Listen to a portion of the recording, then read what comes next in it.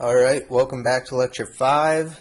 Today we are going to complete the time value of money equations so that you should have all of the information that you need going forward in this class regarding time value of money. So it's going to start with the uniform series. For a yearly uniform series, it's called an annuity, but it's basically a constant payment at every period over a span of time. An annuity always starts at the end of year 1. So year 0 has no annuity. It's not a starting payment.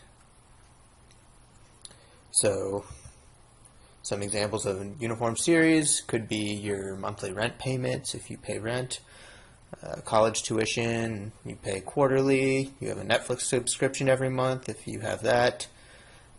In civil engineering, operations and maintenance costs are often assumed to be a uniform series.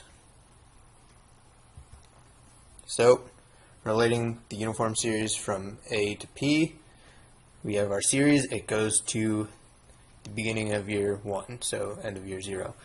And this is important to remember that when calculating the P equivalent, it always goes to the year before the annuity starts. So, here's the equation. P equals A times the quantity of 1 plus I to the n minus 1 divided by I times 1 plus I to the n. You can go through this formula. It's also notated in the back of the book, just like the rest of the time value of money equations. It's called the present amount factor for the annuity or a uniform series. If you want to derive this, you can do that by calculating the value of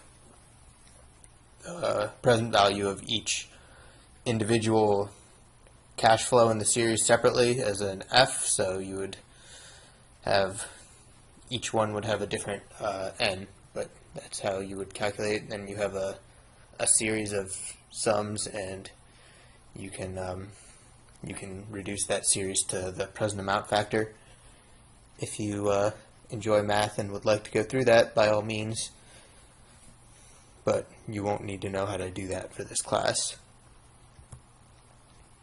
Now, to get future equivalent value, now this is important because remember, present equivalent value goes to year 0, right? It goes over here. But future equivalent value does go to the end of year n, so there is a cash flow during the future equivalent phase. Again, simple formula, same difference where there's appendices in the back of the book to give you a future worth factor, and other than that, just remember the formula or have the formula written down somewhere for use. There's a few other series types that we are going to briefly discuss to make you aware of, but we're not going to expect you to know in this class.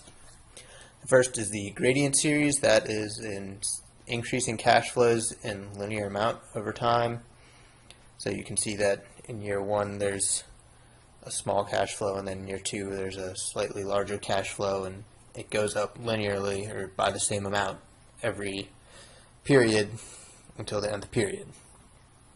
There's also a geometric series where the cash flows go up exponentially instead of linearly. So those are both just something you should be aware of.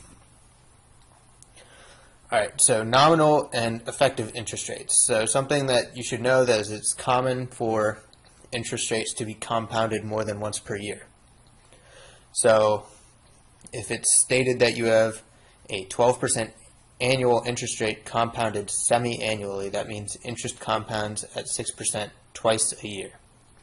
So 12% is called the nominal rate, and then the effective rate is going to be greater than that because you earn interest off the first compounding period. So this is the formula to calculate effective interest rate.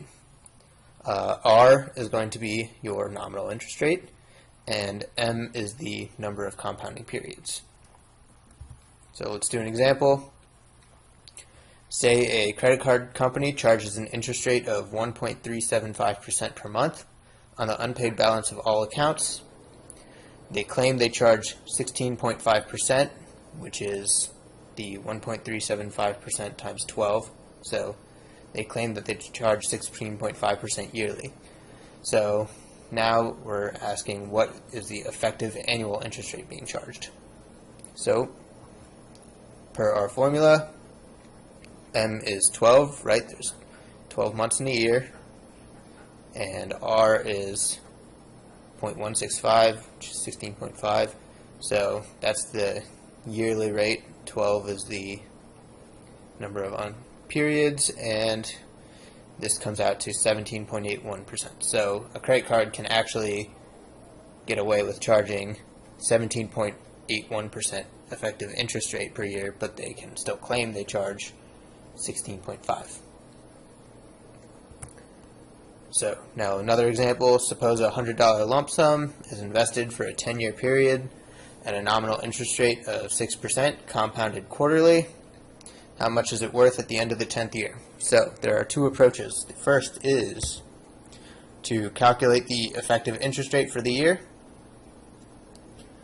So for a 6% nominal rate, that turns into a 6.14% effective rate using our formula. And then using the time value of money equations from last time, you get a future value of $100 times 1 plus 0.0614 to the 10th. So that comes out to $181. So you invest a $100 lump sum at a 6% nominal rate compounded quarterly, you come out with $181.40 in 10 years. Now, there's the second option. You can use the number of compounding periods and forget the whole annual business if you want. For M is equal to 4, that means there's 40 compounding periods over 10 years, right? Compounds 4 times a year for 10 years, 40 compounding periods. And the interest per compounding period is going to be 6% divided by 4, the 1.5% quarterly.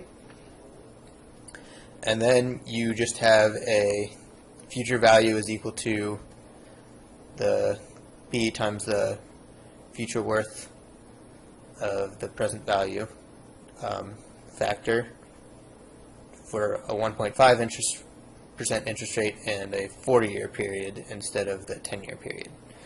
So if you go ahead and do the math, it comes out the same. And one last thing for the infinite uniform series. So there's a whole idea that you can pay the same amount forever or earn the same amount forever. This is the concept behind trust funds. Basically, you're taking out the interest payments on the fund. So you invest a certain amount, and then every year you get to remove an interest payment. To derive this formula, you take the limit of our original present factor formula for the uniform series. So you can take the limit as n goes to infinity on the first formula I showed you, but all that matters is that it comes out to be P equals A over I. So if you have infinite payments, you divide by the interest rate, and that's the present equivalent value of that. There are a few best practices for solving these time value of money problems. I highly suggest you make a cash flow diagram so you can ensure that you know where cash flows are and that you don't forget any of them. You can establish which value you want. We're mostly going to be working with the present value because it's the most practical one. You have to ensure that your compounding periods line up with the interest or discount rate. So that's pretty important. Write the variables out, and then to finish, you're going to either use an equation, the tables in the appendix of the book, or a spreadsheet. Thanks. I'll talk to you guys next week.